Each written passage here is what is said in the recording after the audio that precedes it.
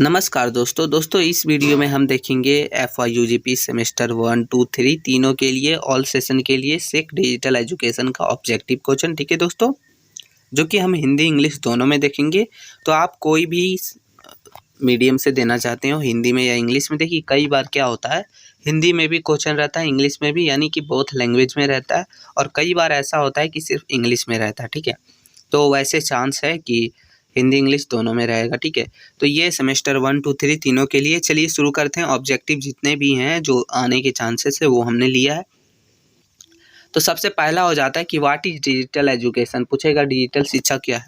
तो आप नॉर्मल अपने शब्दों में ही लिखिए, जो कि हम मोबाइल के थ्रू से, इंटरनेट के थ्रू से पढ़ाई करते हैं, उसी को बोलते हैं डिजिटल एजुकेशन। ठीक है, देखिए learning through mobile, computer and internet हो गया। हिंदी में आप तो और इजी से लिख सकते हैं। ये हो गया पहला। दूसरा क्वेश्चन है दोस्तों, बोल रहा है कि what is one benefits of digital education, यानी एक इसका जो है लाभ बताइए।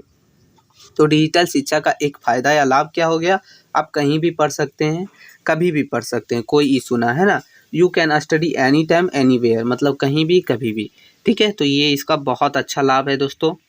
तीसरा ऑब्जेक्टिव क्वेश्चन है मित्रों, बोल रहा है कि what is one health issue from online classes या फिर ऑनलाइन स्टडी, यानी ऑनलाइन स्टडी के दौरान आपका कौन सा हेल्थ इशू होने का चांसेस है। तो आँख का दर्द हो सकता है, हेडेक हो सकता है, ठीक है, स्ट्रेस हो सकता है, ये सब मतलब हो सकता है। तो आपको कोई एक लिखना था तो कोई एक लिख दीजिएगा। ठीक है, आँख में दर्द लिख दीजिएगा या फिर सिर दर्द लिख दीजिएगा।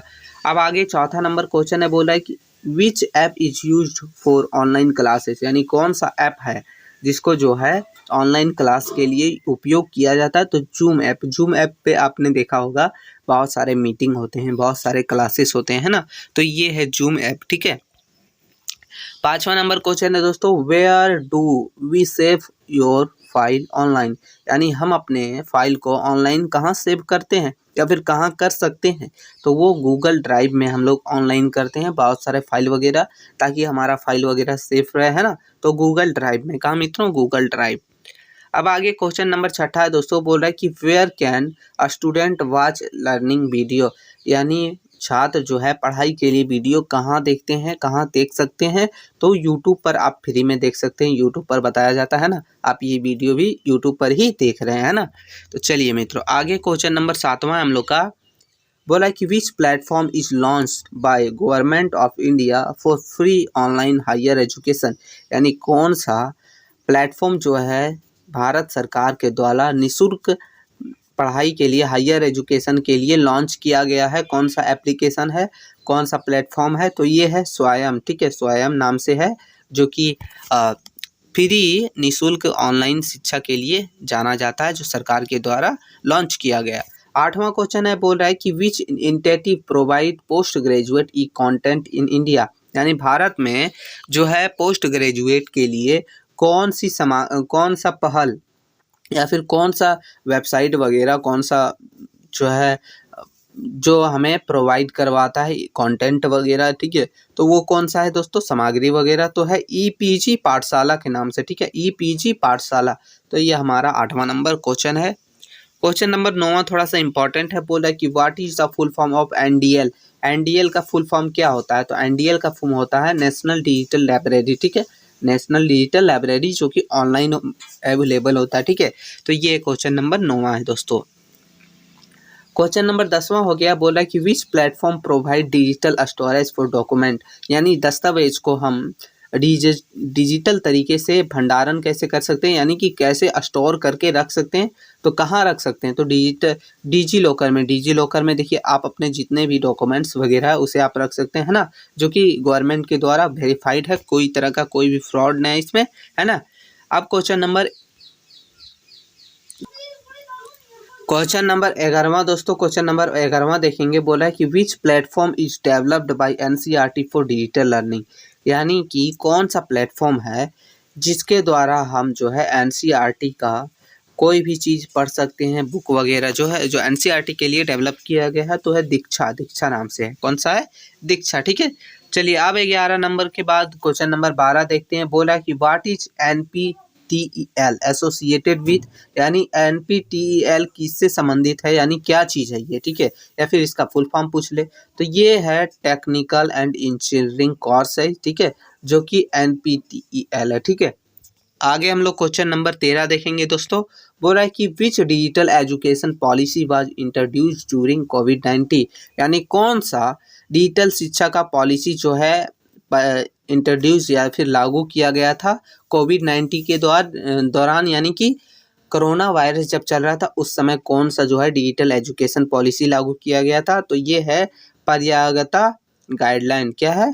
पर्यागता गाइडलाइन, ठीक है दोस्तों, जो कि उस समय लागू किया गया था ताकि डिजिटल एजुकेशन को बढ़ावा दिया जा सके।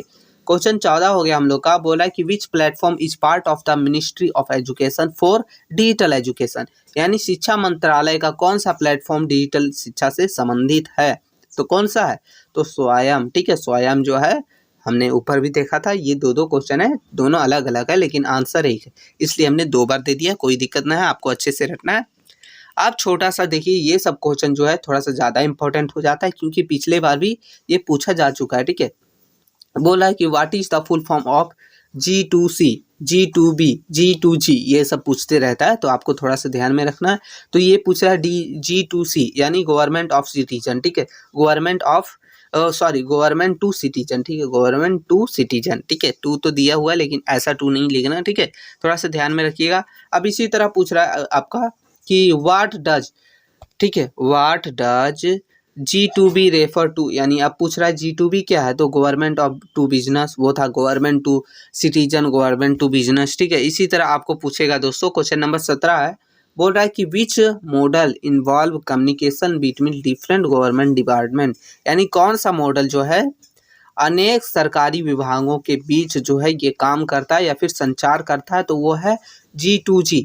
अब G2G की फुल फॉर्म हो गया गवर्नमेंट टू गवर्नमेंट, ठीक है, government to government, government to citizen, government to business, ठीक है, ये हो गया, ठीक है मित्रों। आपको थोड़ा सा सिर्फ इसमें आइडिया रखना है ना, तो आपको बन जाएगा, कोई भी इजी है, देखिए इसका फुल फॉर्म बहुत ही इजी है, ठीक है। 18 नंबर क्वेश्चन है अब दोस्तों, हम लोग का क्वेश्चन नंबर जो 18 है दोस्तों, देखिए एक इंपॉर्टेंट क्वेश्चन हो गया, थोड़ा सा इंपॉर्टेंट है क्योंकि झारखंड से रिलेटेड है, बहुत बार पूछा जा चुका है या फिर पूछ सकता है, ठीक है। बोला है कि which portal provide employment service in Jharkhand, यानी कि झारखंड में रोजगार सेवाएं प्रदान करने वाला कौन सा पोर्टल है, तो ये है झार सेवा के नाम से। आपने झार सेवा को देखा होगा, जाना होगा, यहाँ से आप जो है बहुत सारी डॉक्यूमेंट वगैरह जो है बनवा सकते हैं, ठीक है, झार सेवा के माध्यम से ही। चलिए, तो ये हो गया। आप क्वेश्चन नंबर 19 देखेंगे मित्रों, तो क्वेश्चन नंबर 19 है, बोल रहा है कि what type of e governance in HRMS, तो HRMS का भी फुल फॉर्म थोड़ा सा आपको याद रखना है, बस ध्यान में रखना, हो सकता आ जाए, तो ह्यूमन रिसोर्स मैनेजमेंट सिस्टम, ठीक है, ह्यूमन रिसोर्स मैनेजमेंट सिस्टम।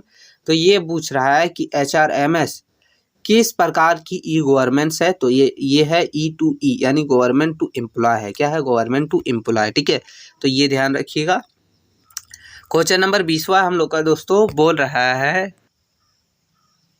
आगे क्वेश्चन नंबर 20वां हम लोग का दोस्तों बोल रहा है कि e governance in Jharkhand is implemented through what, यानी झारखंड में ई गवर्नेंस किसके माध्यम से लागू है, तो ये है प्रज्ञा केंद्र के माध्यम से, ठीक है, प्रज्ञा केंद्र के माध्यम से ही ई गवर्नेंस लागू है, ठीक है। अब क्वेश्चन नंबर 21 हम लोग का है दोस्तों, बोल रहा है कि when was digital India campaign launch, यानी इंडिया में डिजिटल इंडिया अभियान कब शुरू हुआ था, तो ये 1 जुलाई 2015 को हुआ था। कब हुआ था? 1 जुलाई 2015, थोड़ा सा ध्यान रखिएगा, हो सकता है क्वेश्चन में पूछ ले। अब क्वेश्चन नंबर 22 है, बोल रहा है कि what is the full form of ICT, ICT का पूरा नाम, तो ये हो गया इंफॉर्मेशन एंड कम्युनिकेशन टेक्नोलॉजी, ठीक है, तो ये हम लोग का क्वेश्चन नंबर 22 है मित्रों। अब क्वेश्चन नंबर 23 देखेंगे, तो बोल रहा है कि which platform was widely use by school during covid lockdown for online classes, यानी कि कोरोना के टाइम पे लॉकडाउन में, ठीक है, कौन सा प्लेटफॉर्म है जो स्कूलों द्वारा जो है ऑनलाइन क्लास के लिए सबसे ज़्यादा उपयोग हुआ था, तो वो था जूम एप्लीकेशन, ठीक है, जूम वेबसाइट, ठीक है, तो ये आपको जूम आपने सुना है, जूम जो है प्ले स्टोर पर इजिली सब इसका यूज करते हैं, ठीक है। 24 नंबर क्वेश्चन है दोस्तों, बोल रहा है कि what is the main goal of digital education in India, यानी इंडिया में डिजिटल शिक्षा का क्या जो है इसका लक्ष्य है, क्यों इसको इसका मुख्य उद्देश्य क्या है, क्यों इसको बढ़ावा दिया जाता है? तो इसका आंसर हो गया to make education easy and reachable for all, यानी कि सभी के लिए शिक्षा को आसान और जो है सरल बनाना। ठीक है, ये है दोस्तों इसका सबसे बड़ा लक्ष्य है। ठीक है, अब 25 नंबर जो हम लोग का लास्ट क्वेश्चन है, बोल रहा है कि in which year was internet first introduce in India, यानी भारत में इंटरनेट की शुरुआत किस वर्ष हुई थी? तो 1995 में हुई थी। ठीक है, तो ये आप लोग का टोटल 25 ऑब्जेक्टिव क्वेश्चन है। वैसे देखिए ज़्यादा तो इधर उधर से नहीं पूछा जाता है, आप अगर सब्जेक्टिव अच्छा से कर लीजिएगा तो ऑब्जेक्टिव भी वहीं से बहुत सारा हो जाता है, लेकिन ये 25 आप कर लीजिएगा तो आपका ऑब्जेक्टिव भी क्लियर हो जाएगा। तो मित्रों यही आपका क्वेश्चन था। थोड़ा भी वीडियो अच्छा लगा है तो लाइक कर दीजिएगा, चैनल पर नए हैं तो चैनल को सब्सक्राइब करके बेल आइकन को ऑन कर दीजिएगा, ताकि जैसे ही कोई वीडियो अपलोड हो सबसे पहले नोटिफिकेशन मिल सके। मिलते हैं नई वीडियो में दोस्तों, तब तक के लिए जय हिंद मित्रों।